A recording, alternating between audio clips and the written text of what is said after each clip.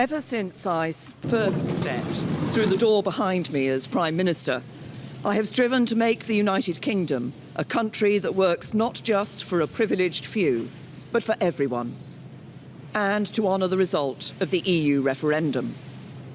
Back in 2016, we gave the British people a choice. Against all predictions, the British people voted to leave the European Union. I feel as certain today as I did 3 years ago that in a democracy, if you give people a choice, you have a duty to implement what they decide. I have done my best to do that. I negotiated the terms of our exit and a new relationship with our closest neighbours that protects jobs, our security and our union.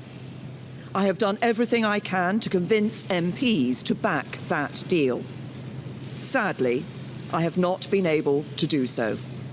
I tried 3 times. I believe it was right to persevere, even when the odds against success seemed high. But it is now clear to me that it is in the best interests of the country for a new Prime Minister to lead that effort. So I am today announcing that I will resign as leader of the Conservative and Unionist Party on Friday the 7th of June, so that a successor can be chosen. I've agreed with the party chairman and with the chairman of the 1922 committee that the process for electing a new leader should begin in the following week. I have kept Her Majesty the Queen fully informed of my intentions, and I will continue to serve as her Prime Minister until the process has concluded. It is and will always remain a matter of deep regret to me that I have not been able to deliver Brexit. It will be for my successor to seek a way forward that honours the result of the referendum. To succeed, he or she will have to find consensus in Parliament where I have not. Such a consensus can only be reached if those on all sides of the debate are willing to compromise. For many years, the great humanitarian Sir Nicholas Winton, who saved the lives of hundreds of children by arranging their evacuation from Nazi-occupied Czechoslovakia through the Kinder transport, was my constituent in Maidenhead. At another time of political controversy, a few years before his death, he took me to one side at a local event and gave me a piece of advice. He said, "Never forget that compromise is not a dirty word. Life depends on compromise." He was right. As we strive to find the compromises we need in our politics, whether to deliver Brexit or to restore devolved government in Northern Ireland, we must remember what brought us here. Because the referendum was not just a call to leave the EU, but for profound change in our country. A call to make the United Kingdom a country that truly works for everyone.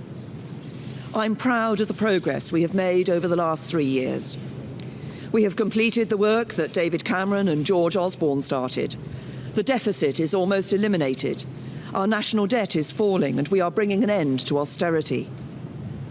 My focus has been on ensuring that the good jobs of the future will be created in communities across the whole country, not just in London and the South East, through our modern industrial strategy.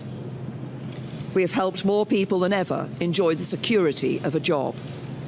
We are building more homes and helping first-time buyers onto the housing ladder, so young people can enjoy the opportunities their parents did.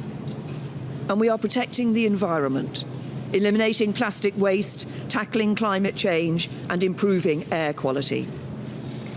This is what a decent, moderate and patriotic Conservative government on the common ground of British politics can achieve, even as we tackle the biggest peacetime challenge any government has faced. I know that the Conservative Party can renew itself in the years ahead, that we can deliver Brexit and serve the British people with policies inspired by our values. Security, freedom and opportunity. Those values have guided me throughout my career. But the unique privilege of this office is to use this platform to give a voice to the voiceless, to fight the burning injustices that still scar our society. That is why I put proper funding for mental health at the heart of our NHS long-term plan. It's why I'm ending the postcode lottery for survivors of domestic abuse. It is why the race disparity audit and gender pay reporting are shining a light on inequality so it has nowhere to hide. And it is why I set up the independent public inquiry into the tragedy at Grenfell Tower to search for the truth so nothing like it can ever happen again, and so the people who lost their lives that night are never forgotten. Because this country is a union, not just a family of 4 nations, but a union of people, all of us. Whatever our background, the colour of our skin, or who we love, we stand together, and together we have a great future. Our politics may be under strain, but there is so much that is good about this country, so much to be proud of, so much to be optimistic about. I will shortly leave the job that it has been the honour of my life to hold. The second female Prime Minister, but certainly not the last.